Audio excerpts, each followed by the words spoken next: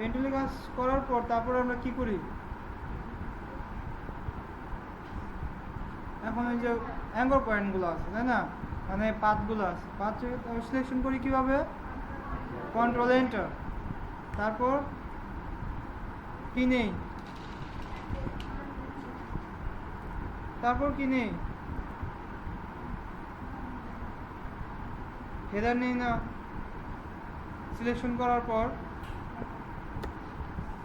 Control F6 header, দেন copy করি, এটা কি আমার কপি হয়েছে,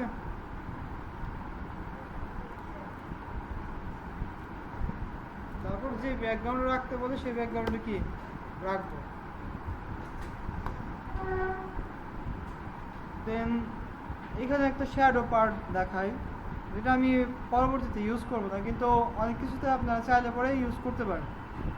এটা হচ্ছে এর আগে আপনার কাজ করছেন, এখানে ডাবল ক্লিক করলে কি লেয়ার স্টাইল বলে কি একটা উইন্ডো ওপেন হয় না, এটার নিচে দেখেন কি আছে, এখানে ক্লিক করেন, সিলেক্ট থাকা অবস্থা চেক মার্কটা অন হবে, চেক লেয়ারের মধ্যে ডাবল ক্লিক করলে,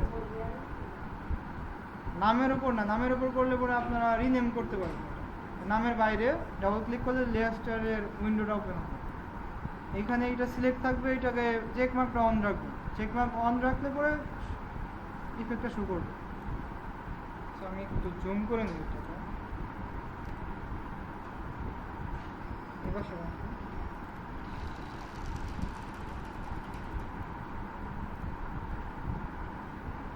দেখেন তো শ্যাডো চলে আসছে কিনা,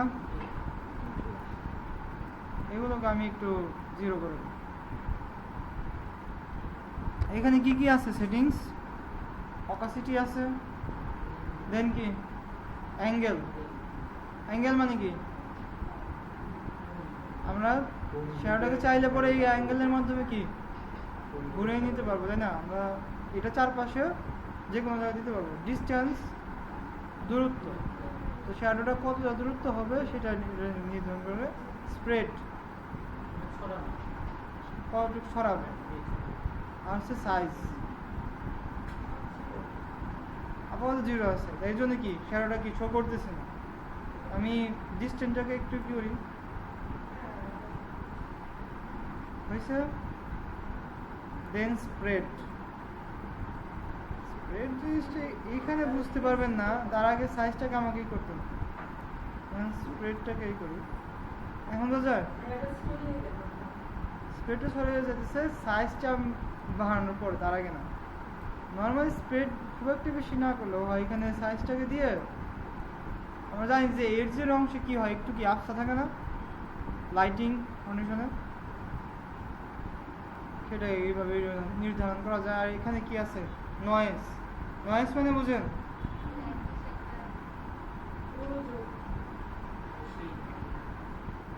নয়েজ অর্থ কি,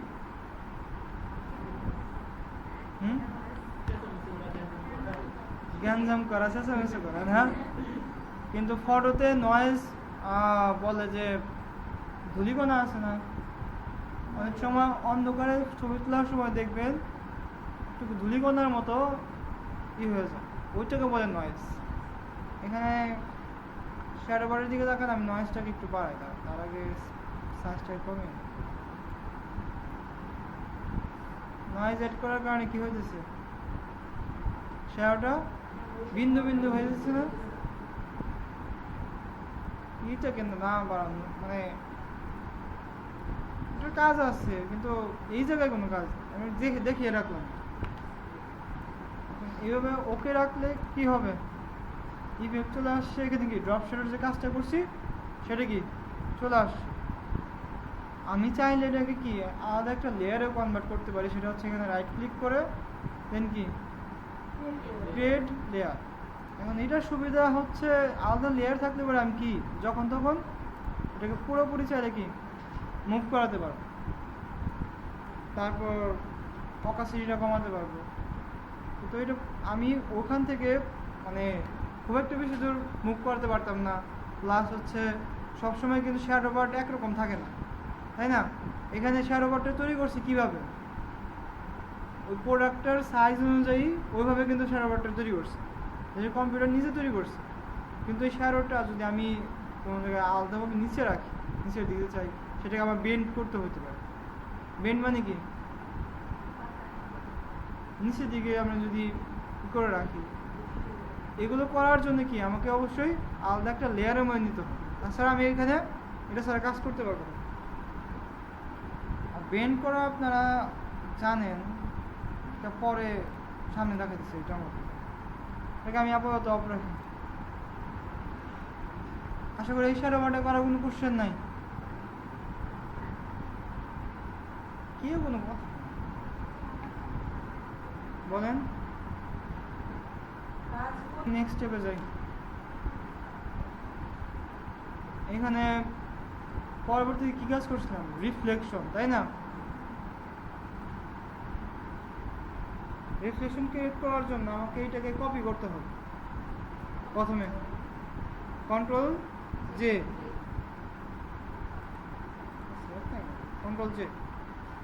দেন আমাকে কি করতে হবে, রিফ্লেকশন কিভাবে তৈরি হয়, রিফ্লেকশন সবসময় কি উল্টা থাকে না, আমাকে অবশ্যই এটাকেও কি করতে হবে, উল্টা করতে হবে। এই কারণে কন্ট্রোল টি চাপি, তারপরও কি ফ্লিপ ভার্টিক্যাল, উল্টা হয়েছে, ঠিক যেভাবে আছে ওইভাবে টেনে নিয়ে আসে এই পিঙ্ক লাইন অনুযায়ী। জুম করি,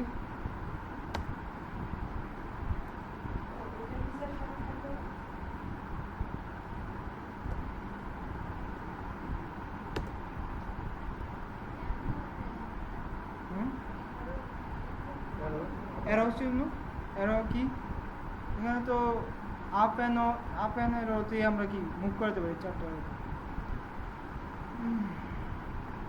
রিফ্লেকশন কি তৈরি করা হয়েছে? আপনাদের আইডিয়া কি কিভাবে তৈরি করব? অপাসিটি কমিয়ে দেবো না,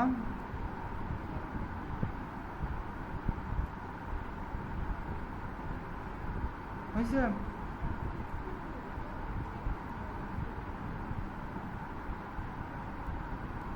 রিয়ালিস্টিক মনে হয়, কেন মনে হচ্ছে না বলেন তো?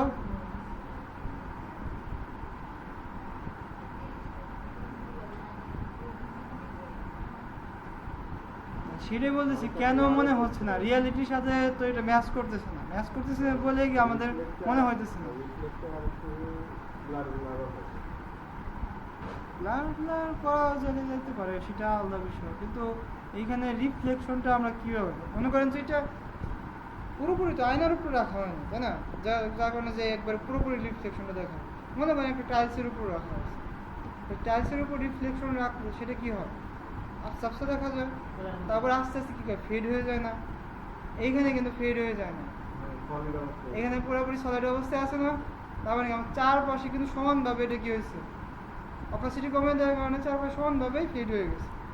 মূলত তো রিফ্লেকশনের ভাবে কাজ করবে, এই কারণে আমরা এইভাবে কাজ করতে পারবো না। কথা হচ্ছে আমি এখানে কিভাবে করবো, তাই না? প্রথমে সে আবার কি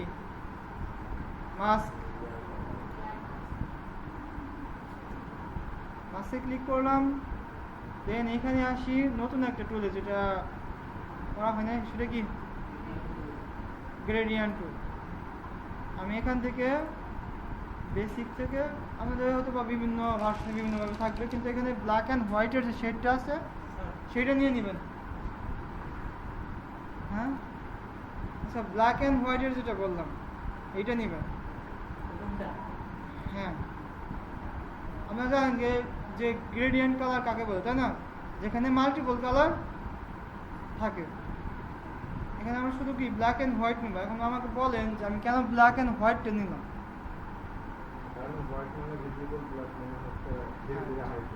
থ্যাংক ইউ ভাই, আপনি একমাত্র বলতে পারছেন। যে কারণে হচ্ছে মাস্ক নেওয়া।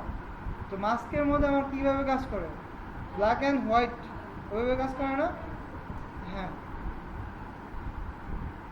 একমাত্র গ্রেডিয়েন্ট হলে কি ট্রানজেকশন হয় না, আস্তে আস্তে করে কি হয়, কালারে চেঞ্জ হয়। আর এই কারণে কি আমি ব্ল্যাক অ্যান্ড হোয়াইট নিলাম। এখানে মাস্কে সিলেক্ট থাকবে, দেন আমার আমারটাই মেবি এভাবে কাজ করবে, দেখি ধরে টেনে নিয়ে আসি। যেহেতু আমার ব্ল্যাক পার্টটা এখানে আছে, হোয়াইট পার্টটা এখানে আছে, তাই আমার মানে উপর থেকে টান দিলাম, তাহলে কি হলো, ওটা ফেড হয়ে গেছে। আপনাদের যদি ব্ল্যাকটা যদি এখানে থাকে, হোয়াইটটা যদি এখানে থাকে, সেক্ষেত্রে আমি নিচ থেকে করতে হবে। এখন কি একটু রিয়েলিস্টিক মনে হইতেছে না? আগে থেকে রিফ্লেকশনটা কি হয়েছে? এখনো কমপ্লিট লাগতেছে না, তার কারণ হচ্ছে শ্যাডো পার্টটা কি অ্যাড করা হয়নি। এখন ফাইনালে আসি, সেটা হচ্ছে শ্যাডো। শ্যাডোটা দেওয়ার সময়, এই শ্যাডোটা দেওয়ার সময় অবশ্যই আপনার এই যে প্রোডাক্টের আসবেন, দেন হচ্ছে একটা কি নিউ লেয়ার নেবেন। এই নিউ লেয়ার নেওয়ার পর এখানে কি ব্রাশ টুলে যাবেন, ফ্লোটা 100% করে দেবেন, রাইট ক্লিক করে হার্ডনেসটাকে একদম 0 করে দেবেন। দেখেন এখানে একটা ক্লিক করে, এটা কি আমার শ্যাডো।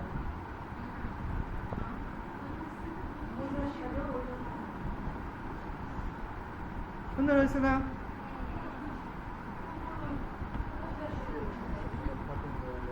এই শ্যাডোটাকে কি করতে হবে, চ্যাপটা করতে হবে। কিন্তু তার আগে আমি একটা জিনিস দেখাইনি, বলে রাখি, তখন এই শ্যাডোটা ক্রিয়েট করার সময় এই ব্রাশ টুলটা বাইরে নিয়ে যাবেন না। যখন আমি এখানে একটা ক্লিক করি, আমার কি ব্রাশ টুল বাইরে আছে না, এখানে একটা ক্লিক করি, ক্লিক করে যখন আমি এটাকে উপরে উঠাবো মুভ টুলের মাধ্যমে, দেখেন এই অংশটা কি হয়ে গেছে, কেটে গেছে। এই কেটে যাওয়ার ফলে আমি যখন এটাকে শ্যাডোটা কনভার্ট করবো, এটা কি কাটাই থাকবে, সেটা কি রিয়েলিস্টিক মনে হয় না। ফার্স্টে আমার এটা ধরতে অনেক দিন সময় লাগছে, যে এইটা কেন কাটতেছে, একবার ঠিক হয় একবার ঠিক হয় না কেন। আমি মানে এটা বুঝতে পারিনি যে আমি এটাকে বাইরে নিতেছি, পরে বলতেছি। এইখানে নিয়ে আসি, এখানে ক্লিক করি, তাহলে কি ফুল হয়ে যাচ্ছে, তাই না?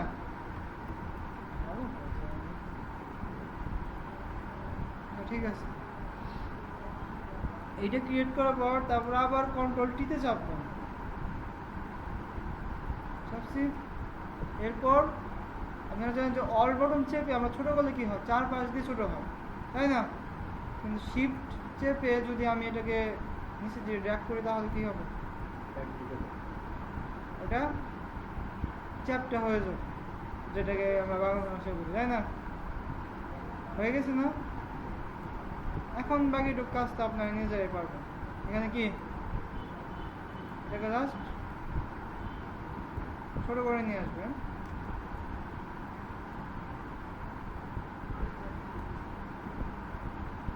এবার ঠিক হয় নাই এখন।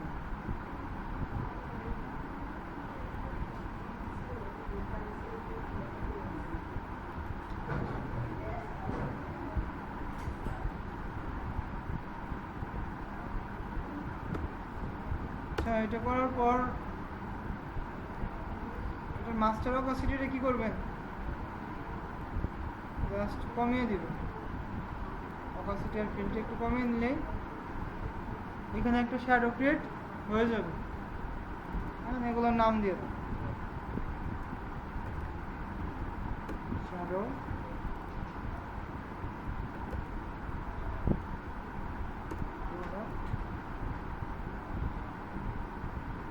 আর এটা হচ্ছে কি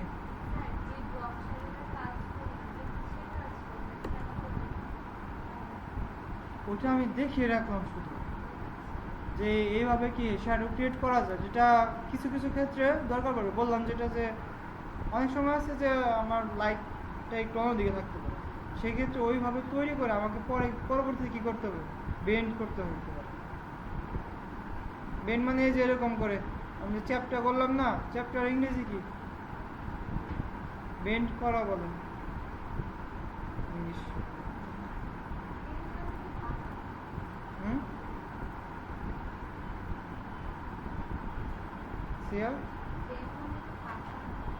এটা আমি বাঁকা নই, বললাম এক প্রকার বাঁকা নই। আচ্ছা, এইটুকু অংশ বুঝতে পারছেন? কোনো কোশ্চেন আছে?